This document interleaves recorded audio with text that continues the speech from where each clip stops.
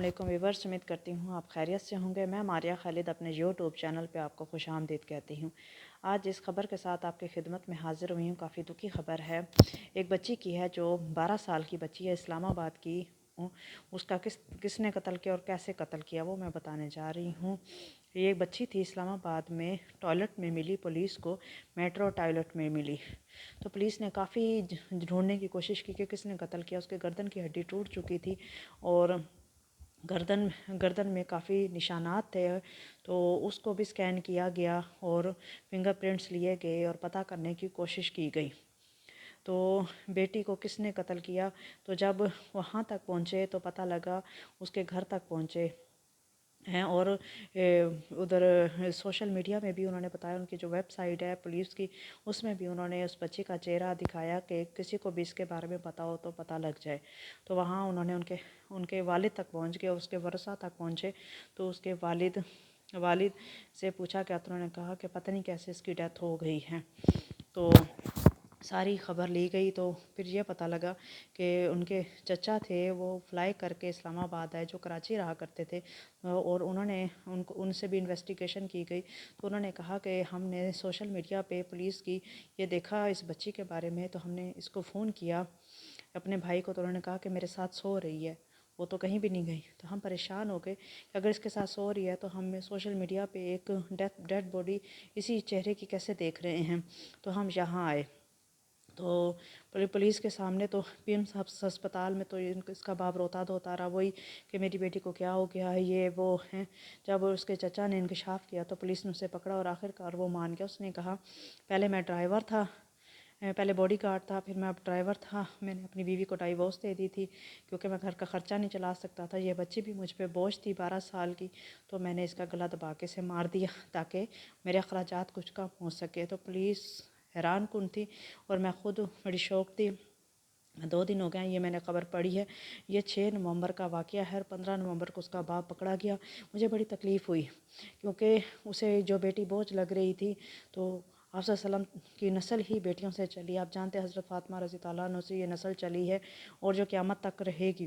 بیٹی کا تو اتنا بڑا رتبہ ہے، یہ اس زمانے کی جہالیت کی بات ہے جس میں بیٹیوں کو مار دیا کرتے تھے یا زندہ دفنا دیا کرتے تھے۔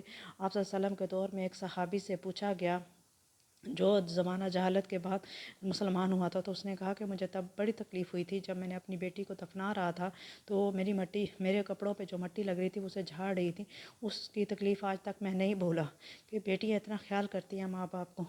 میری اپنی کوئی اولاد نہیں ہے لیکن اس تکلیف کا میں سن سکتی ہوں، سمجھ سکتی ہوں کہ ایک بیٹی اپنے ماں باپ سے کتنا پیار کرتی ہے۔ بیٹے بھی پیار کرتے ہیں لیکن بیٹیاں زیادہ پیار کرتی ہیں کیونکہ ہم دیکھتے ہیں بھائی ہیں وہ باہر جاتے ہیں، کام کرتے ہیں، وہ اپنا اظہار بھی نہیں کرتے، بیٹیاں اظہار کرتی ہیں، ہر حالات میں اپنے ماں باپ کی خدمت کرتی ہیں۔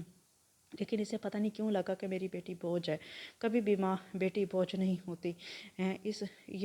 شاید یہ پڑھا ہوا نہیں تھا، اگر ہم 50-60 سال پیچھے جائیں تو پھر بھی جہالت نظر آتی ہے۔ اب تو اتنا ایڈوانس دور ہے، اتنی تعلیم عام ہو چکی ہے کہ بچہ سمجھتا ہے، بڑا سمجھتا ہے کہ اس کے بارے میں کہ بچوں کو قتل نہیں کرنا چاہیے، پیار کرنا چاہیے، بیٹیوں سے پیار کرنا چاہیے، دہیج وغیرہ کا کوئی چکر نہیں ہے۔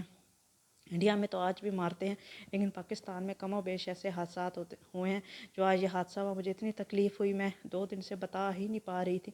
آخر میں نے اپنے الفاظات کو جوڑ توڑ کے، اصل میں ہے نا میرا ذہن اور میری زبان ساتھ نہیں دیتی ایسے واقعات پہ، تو مجھے جلدی جلدی بتانا پڑتا ہے کیونکہ میں اپنے احساسات کو قابو میں کر کے تاکہ میں رو نہ پڑوں اور آپ کو ساری خبر بتا سکوں، اس لیے یہ خبر میں نے کہا آپ کو بتاؤں کہ کس طرح ہے نا ایک پاک انسان نے، ایک گندے باپ نے اپنی بیٹی کو مار دیا ایک بوجھ کی وجہ سے۔ اس سے بہتر یہ عیدی میں دے آتا، مارتا تو نہ، خود بھی قاتل بنا۔ اور بیٹی ہے کیسے اپنے باپ کو پکڑتی ہوگی، اس کا ہاتھ پکڑ کے باہر گئی ہوگی کہ شاید یہ میرا محافظ ہے، اور اسی نے ہی اسے مار دیا، گردن کو جھٹکے دے دے کے اس کی گردن کی ہڈی توڑ دی اور اسے مار دیا۔ انتہائی افسوسناک یہ بات ہے۔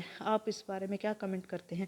کیا اس باپ کو پھانسی ہونی چاہیے یا اسے سزائے قید ہونی چاہیے؟ کیونکہ اگر اسے قید ہوگی تو 14 سال بعد پھر بری ہو جائے گا، پھانسی ہوگی تو اس کو ختم ہو جائے گا اور پتہ لگے گا کہ سزائے موت کیا ہوتی ہے، اس کی تکلیف کیا ہوتی ہے جو اس نے اپنی بیٹی کو دی ہے۔ تو آپ کیا کہتے ہیں؟ اسے سزائے موت دینی چاہیے، دفعہ 302 کے تحت، یا قید دینی چاہیے؟ تو جو بھی آپ کی رائے ہے آپ بتائیں، اور آپ کو کیا احساس ہوا اس بارے میں سن کے؟ مجھے تو بہت زیادہ تکلیف ہوئی ہے، کیونکہ میں خود بیٹی اور میں بے اولاد ہوں۔ میں ہر روز اپنے اللہ سے مانگتی ہوں کہ اللہ تعالیٰ مجھے اولاد دے۔ تو جو بھی آپ کی رائے ہے تو کمنٹ میں آئیں اور بتائیں، اور لائک کریں، سبسکرائب کریں۔ Thank you.